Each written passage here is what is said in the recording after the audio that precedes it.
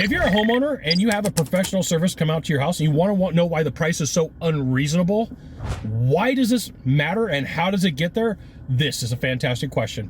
I'm Scott Bell, coming to you live for HVAC Technician Sales Secrets on a perfect day to talk about sales and business and a fantastic day to talk about you. I'm coming to you live from Haleiwa, Oahu. So heads up, my channel is really meant for technicians and salespeople, not really meant for homeowners, but a lot of times I get messages, hey Scott, I found this part online and this is what the person charged me for it when they came out to my home. It's unreasonable. And so for you, there are a list of things that you want, right? You have an entire list. You want somebody to show up that's a nice person. You want somebody who's going to take care of the problem. You want somebody who's going to be proficient with fixing the issue. You want somebody who's going to do it in an expedient manner. And then you want that thing to work, whatever it happens to be when that person leaves. So I have a whole list of why you are going to find prices unreasonable. And some of these may make sense to you and some of them may not. And here's what happens is the average company in heating and air prior to COVID would last about 39 months. They'd have 3 employees. And the reason that they would close after 39 months is they didn't have enough profits in the business. They probably started off as a technician. They worked for a successful company and they're like, hey, if XYZ company can sell this part for 200, I could probably do it for 100. And those math metrics typically don't work out. How do I know? Because I do consulting in the industry and I run across this a lot. In the early 90s, there was a bunch of contractor groups that got together and they started sharing best practices. And what happened is it slowed down the dip of companies who would go out of business. Do they still go out of business? Absolutely. But best practices when it came to hiring, best practices when it came to marketing, best practices when it came to pricing, and consistently across the board at every one of those meetings that I've ever been to since the early 2000s, every one of those meetings, when you walk in the door and you're brand new, they will tell you if your prices are here, they really need to be here or you're going to go out of business. And like for you as a consumer, that's super important because you want to work with the same person over and over again. You want that reputation. There's a cost for it. Okay. So number one, you're not just paying for a part, you're paying for the service. You're paying for that dude or that chick to show up in a vehicle. You're paying for their communication skills. You're paying for their proficient technical knowledge.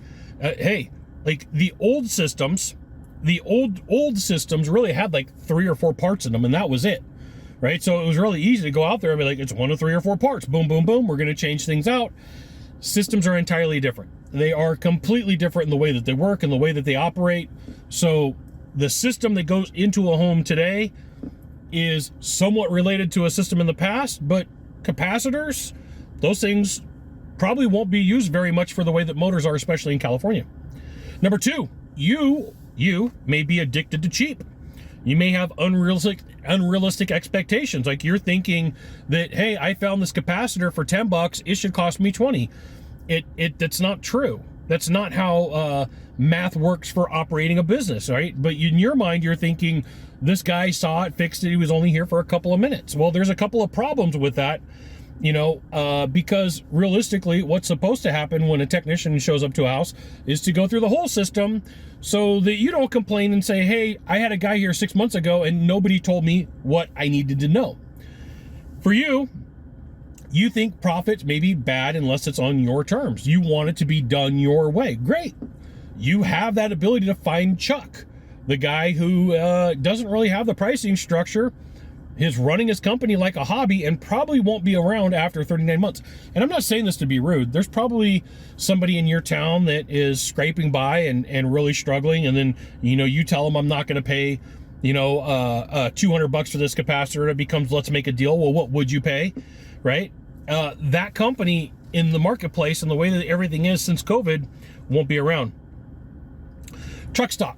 If you're going to properly outfit a truck, there's probably about $10,000 to $30,000, depending upon the season, on each one of those trucks of stock that's just sitting there. And you're like, what does that got to do with me? It's the cost of overhead, right? So if you're going to complain about like, hey, the price for this capacitor or this contactor that the company probably bought for $5 or $6 that you're finding on Amazon for 10 or 12, hey, it's the way that it is. This is the way that it works. I went through a drive-through of a really well-known burger place today, and like they didn't break down the cost of what it cost for the burger, for the bun, for the pickles, for the ketchup, for the drink, for the French fries, for the barbecue sauce, for the French fries. But if there was a comparison, I paid $15 for lunch, and all in, by the time that you figure labor and everything on that meal, they probably parsed it out to about $2. But you don't see me going, but why are you charging me $15? It's just because it's a larger purchase, right? The overhead for small shops, I get phone calls. Scott, we've known each other forever. I've got my company. I've got this much money in the bank, and I need this much to pay for the end of the month between suppliers and labor and insurances and gas costs and health insurance. And like the list just goes on and on. When you're a business owner, like you're looking around, you're like, where did this bill come from? I don't even know who these people are. Right? I didn't sign up for this. And then so like all that eats into the profit. So you know what that means? As a consumer, you're paying for it. This is the way that life works. I'm sorry if I'm the first person to have to explain it to you. Number 8, nothing's cheap anymore. Nothing is cheap anymore. Nothing, I'm saying this multiple times. Nothing's cheap anymore, and you have to realize that at the end of the day, everything is way more expensive. For construction costs alone, from the time that COVID started till, as I'm filming this, it's August 2024. There was a 31% increase in cost of materials. Well, there's a multiple for that. If you're paying 31% as a company, you're adding a couple of points onto that for the people that you sell to. That would be you. That would be the consumer.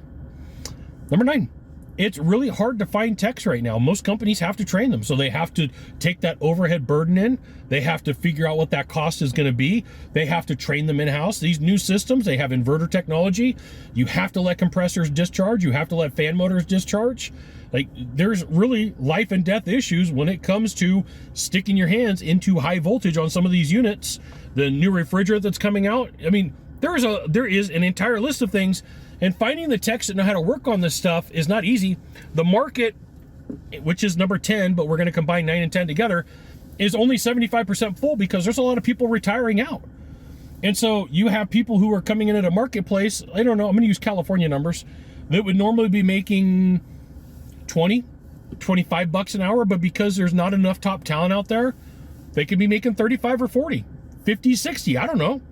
And what you have to be aware of is what you're seeing is somebody showing up to your house, changing out a part, and you're saying that cost is unreasonable, but there's a lot that got that person to be there. You have dispatchers, you have ads, you have phone numbers. Right now, a click on Google could cost between $400 and $1,200 for you just to click it. It doesn't mean that you're going with that business.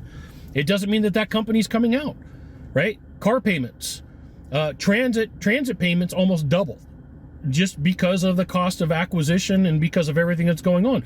The cost of insurance in California is going up another 30% next year. You know who's going to pay for that? Consumer, right? So I'm giving you California numbers. You're like, Scott, I live in Wisconsin. Okay, at some point it's going to catch up, right?